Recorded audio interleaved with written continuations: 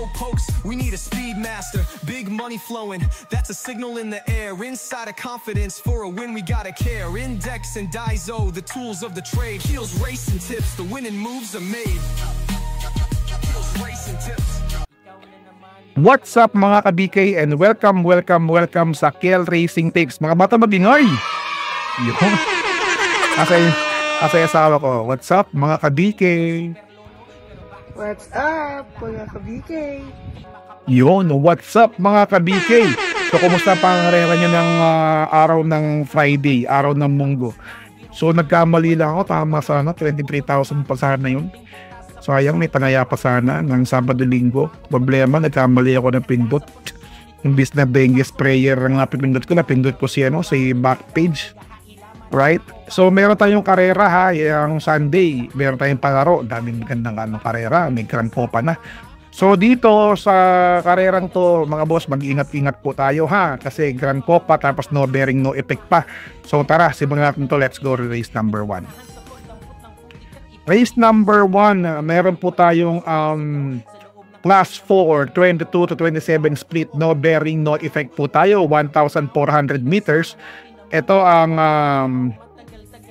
10 runners po tayo, sila Graceful Gift, Salicious, Amor Mi Amor, Glenna Moon, Wingheart, Morning After, Primavera, Frugality, Take a Chance, at Brown Design. Ito, muntik na mapusin sa Katie ang entry number 4 na si Glenn and Glenna Moon. So kayo pa rin na masusunod mga boss ha. Dito ang pamposti ko dito walang iba kundi si entry number 1 na si Graceful Gift.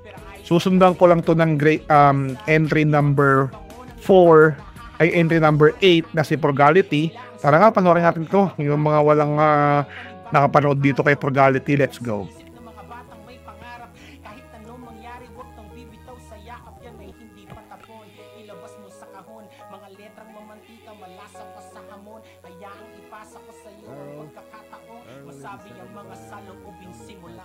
Ako'y naglayag sa karagatan at di alam ang patutunguhan.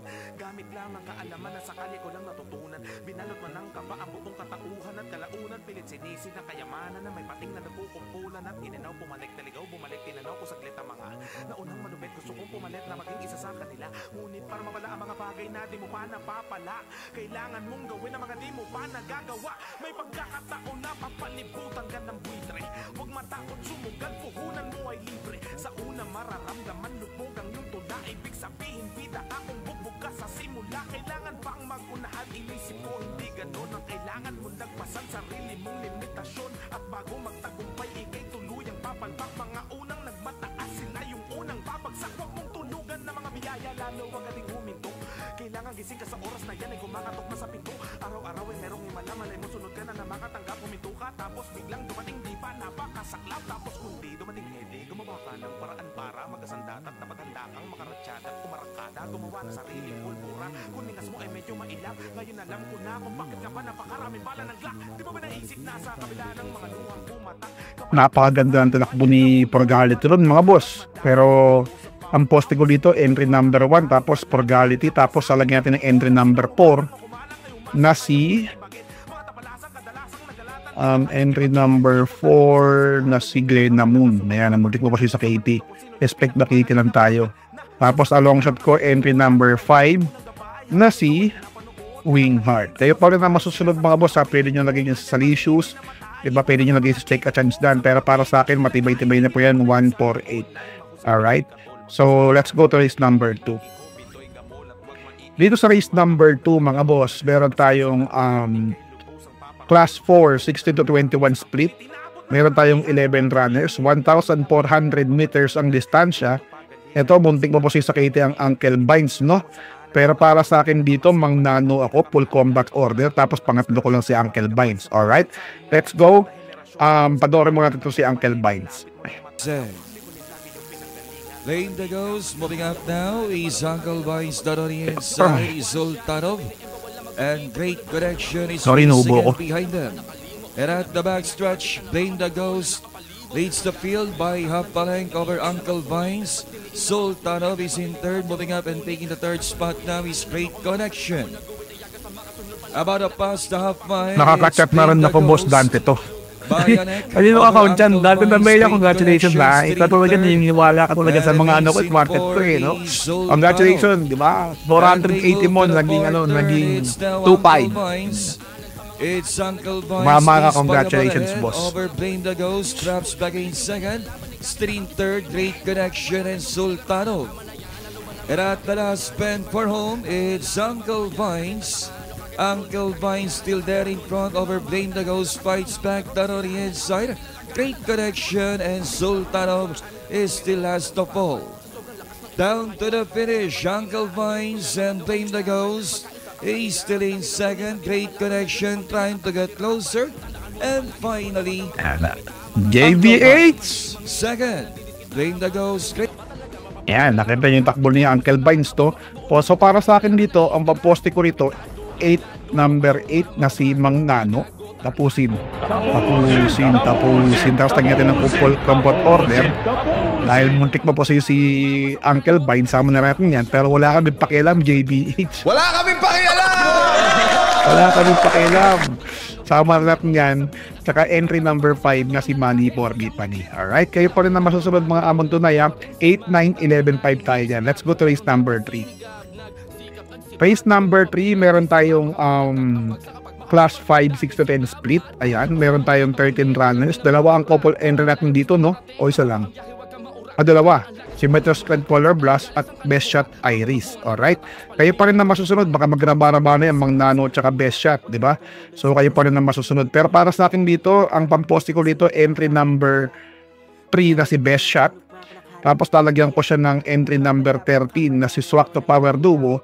At yung long shot ko dito, walang iba kundi entry number 4 na si Hot Legs. So kayo pa rin na masusunod. 313, okay na yan. Pero para sa quartet nyo, trifecta, sama niyan 4, tsaka yung entry number 6 na si Don Lucas. Alright, let's go to race number 4. Race number 4, meron tayong class 4, 28 to 33 split. Meron tayong 9 runners. 1,400 ang distansya. Dito, susulohin ko na po to. Sobrang taga-puto dito. I'm gonna respect the KT kasi talaga napakaganda ng kanyang ginawa. Bid for fame mga boss. Ayan. Entry number 3 na sa bid for fame. Ang segundo nyo na po dito, crusading. Forecast nyo po, crusading. Yan. Tapos sa paggagawa kayo ng quartet nyo, sama nyo si Blackstar, sama nyo si Beltuna, tsaka si Boss ako naman. Pero single fight lang po to. Bid for fame, tsaka crusading. Kayo pa rin na masusunod mga amon tunay ha. Let's go to race number 4. Ay, 5. Race number 5 mga boss, meron tayong 16 to 21 split class 4 division. Meron tayong 1,400, walang couple entry. 10 ang kalahok dito mga boss ha. Let's go, sinipin natin itong karerang to. So dito, dahil muntik po si sa KT ang 8, so 5 ang anak dito, 5 ang ating dito pamposte. Diba? Dahil may Glenda Moon, isasama natin si Sister Moon. Pareho may Moon yan. Diba? Tapusin. Diba? Tapos talagyan natin ito ng entry number 3 na dihado natin. A long shot na si Player Andre. Yan, kay Doc Nick Cruz. Tapos lagyan natin ng Carmela's Lab. Kaya pa rin na masusunod mga amon tunay, no? 5, 8, 3, 6 tayo dyan mga boss. Alright? Let's go to race number 6. Dito sa race number 6, meron tayong class 5, 11 to 15 split. 1,400 ang distansya. Wala tayong couple entry, no? 12 runners po. Dalawa na lang. Anong tawag dito? Full gate na.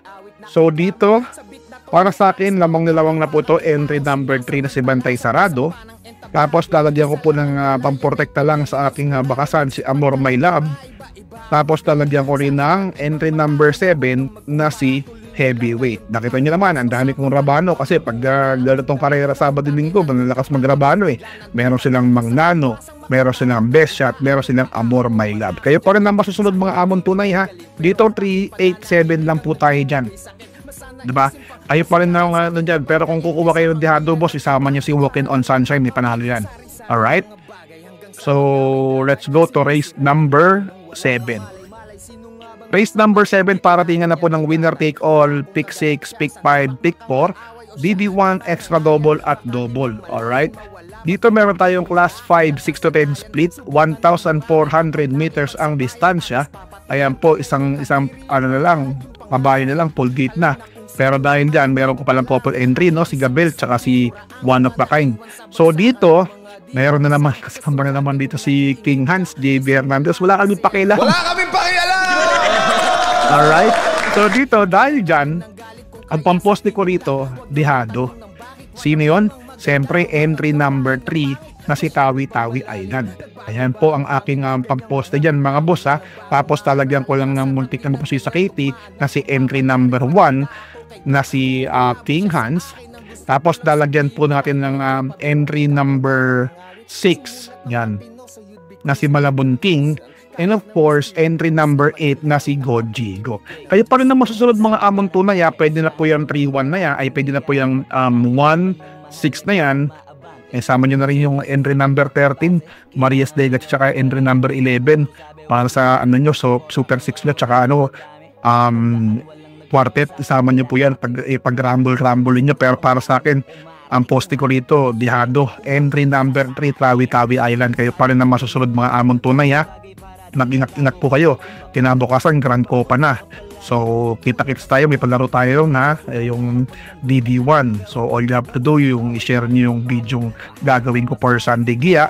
Tapos, i-type nyo kung anong napupusuan nung numbers doon. Alright? Kayo pa rin na masusunod. So, God bless you. Have a nice day and I love you all. Bye! What's something people don't know about horse racing?